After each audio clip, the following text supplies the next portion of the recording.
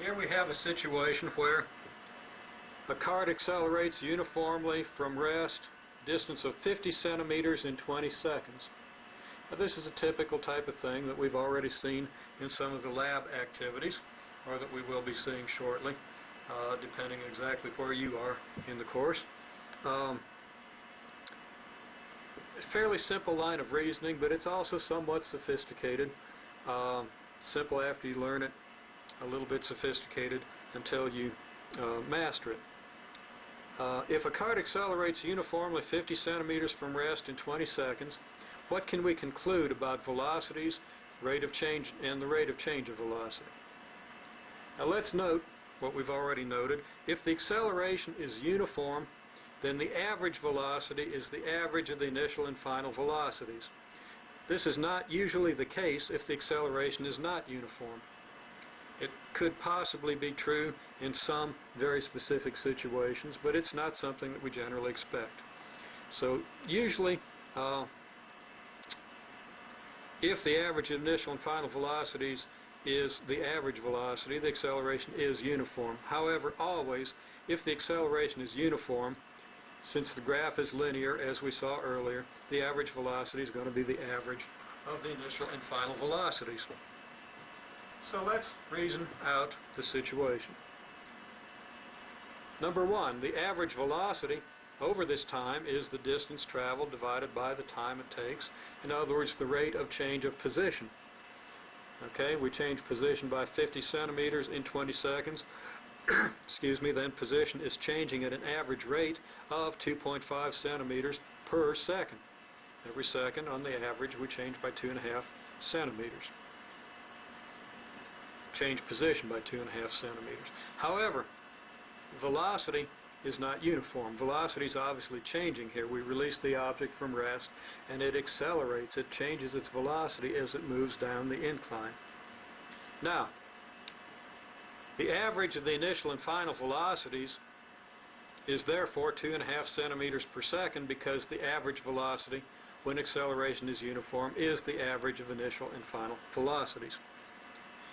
The initial velocity is 0, and the average of the initial and final is 2.5 centimeters per second. So what's the final velocity? You really ought to pause and try to answer that yourself before you read on. If the average of two quantities is 2.5 and the one of the quantities is 0, what's the other? Well, it's got to be 5. The question is, what do we average with the 0 initial velocity to get a velocity, an average velocity, 2.5 centimeters per second? Well, when we average two numbers, we add them together and divide by 2. If one of the numbers is 0, what other number do we add so that when we divide by 2 we get 2.5? Well, it's got to be 5. 5 centimeters per second. The final velocity has to be 5 centimeters per second. So that now our average velocity, the average of our 0 initial velocity, and our 5 centimeter per second final velocity is 2.5 centimeters per second, which is the average velocity. So we have three different velocities here. We have initial velocity, we have final velocity, and we have average velocity, which is 2.5 centimeters per second.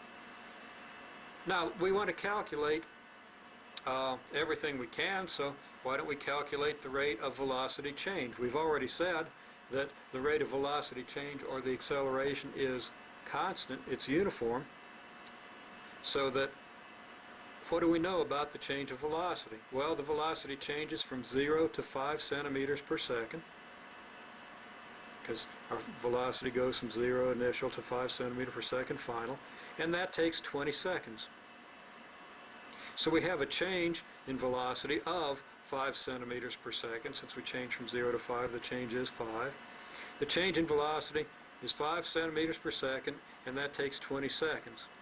Our conclusion is that the rate is 1/4 of a centimeter per second per second.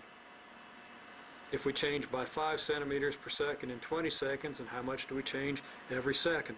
1/20th of the 5 centimeters per second. 1/20th of 5 is 1/4. So it's 1/4 centimeter per second per second. Now, it often helps to diagram our reasoning on a problem. Okay, so in this problem, we're going to say that we can construct what I'll call a flow diagram, a flow of our reasoning. Okay? Now I'm going to actually hide parts of this document, so don't try to memorize it before we start. Let's just look at what we start with. Okay, we start with our knowledge of the initial velocity, which in this case is 0, our change in velocity, our change in position, which in this case is 50 centimeters, and our time interval, which in this case is 20 seconds.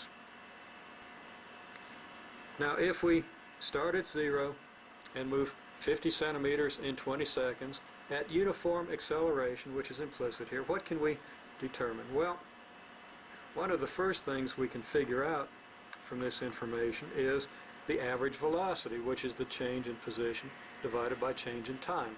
Velocity is the rate at which position changes. The rate at which our position changes is the change in position divided by the change in time. So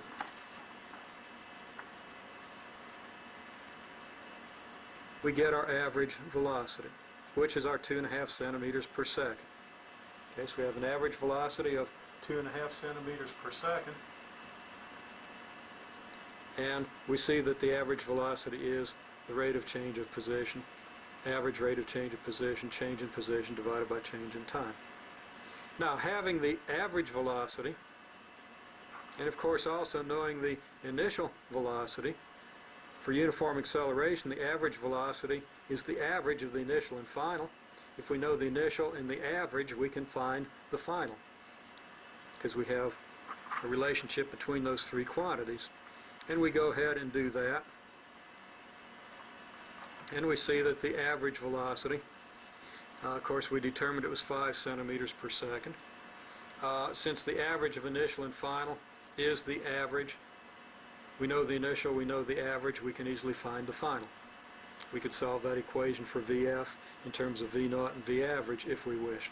In this case it was fairly easy to reason out, because V0 was 0, then half the final velocity is the average if V0 is 0, and the average is 2.5 centimeters per second, so the final has to be 5 centimeters per second.